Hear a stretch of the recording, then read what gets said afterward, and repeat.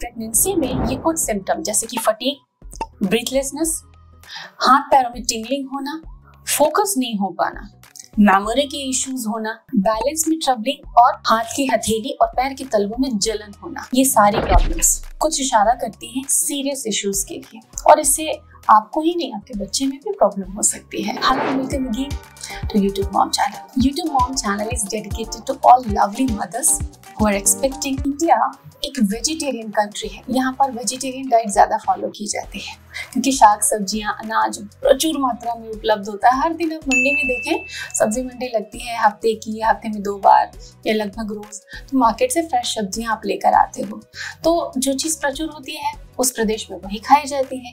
लेकिन एक कंसर्न है इन चीजों से रिलेटेड कि शाकाहारी होने की वजह से हमारे देश के 40% लोगों में B12 विटामिन की कमी रहती है। अब B12 विटामिन की कमी से क्या हो सकता है? B12 विटामिन जो होता है DNA RNA के सिंथेसिस में काम आता है, जिससे कि जेनेटिक मटेरियल बनता है। कहते हैं जेनेटिक डिफेक्ट आ गया, ये हो गया, इस वजह से अबॉर्शन हो गया, तो जो जेनेटिक मटेरियल होता है उसको बनाने में काम करता है। दूसरा, RBC रेड ब्लड कॉर्पस्कल्स के प्रोडक्शन में हेल्प करता है। तीसरा, हमारे ब्रेन के लिए ज़रूरी है, हमारे बॉडी के मेटाबॉलिज्म के लिए ज़रूरी है।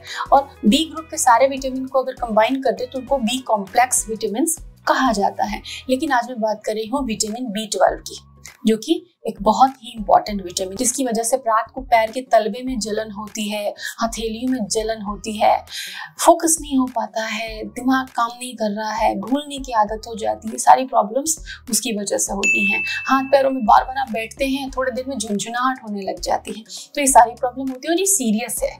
इससे बच्चे की ग्रोथ में भी फर्क पड़ सकता है। बी विटामिन जितना अच्छी मात्रा में आप लेंगे उतनी अच्छी आपकी हेल्दी प्रेगनेंसी होगी और बच्चे का ग्रोथ भी उतना ही अच्छा होगा, आपको खून की कमी भी नहीं रहेगी।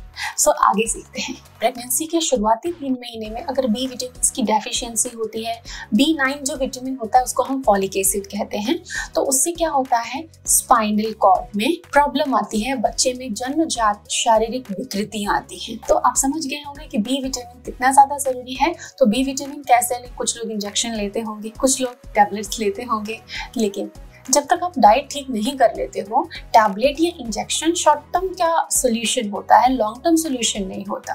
सो बी विटामिन को कैसे बढ़ाएं अपनी बॉडी में, इसकी कितनी जरूरत होती है हमारे बॉडी को, ये हम अब जानेंगे। पॉपुलर लैंसेट मैगजीन में सर्वे प्रकाशित हुआ था कि विटामिन B12 और आयरन की कमी से बहुत सारे बच्चे जो जन्म लेते हैं वो अंडरवेट होते हैं, बाद में जाके या तो वो ओबेस हो जाते हैं या वो बैडली मालनरिश रह जाते हैं। और इंडिया टॉप लिस्ट में है अंडरवेट बच्चियों और लेस हाइट वाली बच्चियों के लिस्ट में। और इसका रीजन क्या है?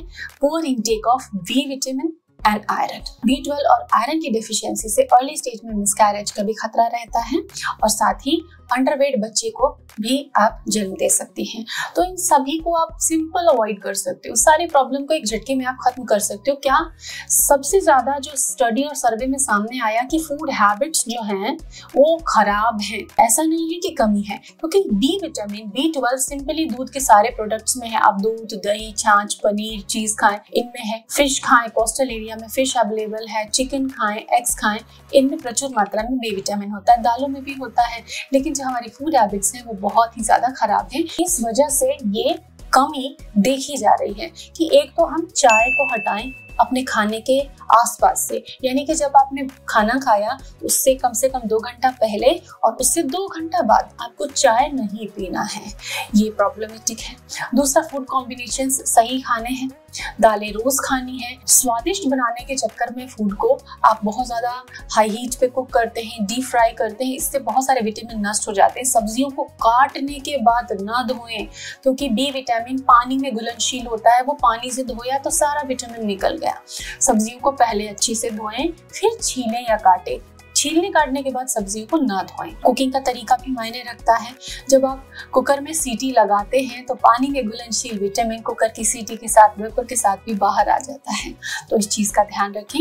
कुकिंग सिंपल तरीके से करें। जो ट्रेडिशनल तरीका था हमारा कुकिंग का, बहुत ही बेहतरीन था, उस तरीके से कुकिंग करें। एल्यूमिनियम की कढ़ाई का आप इस्तेमाल ना करें, लोहे की कढ़ाई का, कास्ट आयरन पैन्स का इस्तेमाल करें। फर्मेंटेड फूड खाएं, घर में इडली और डोसा का बैटर बनाएं वो खाएं, उसमें सस्ते से सस्ते में आपको ढेर सारा बी विटामिन मिल जाता है। स्प्राउट्स खाएं, दूध और दही का इस्तेमाल जरूर करें।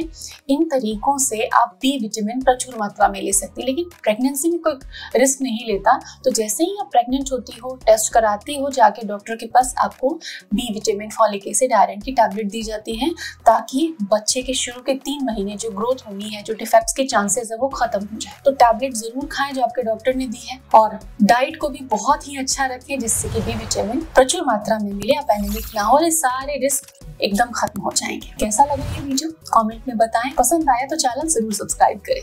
Thank you.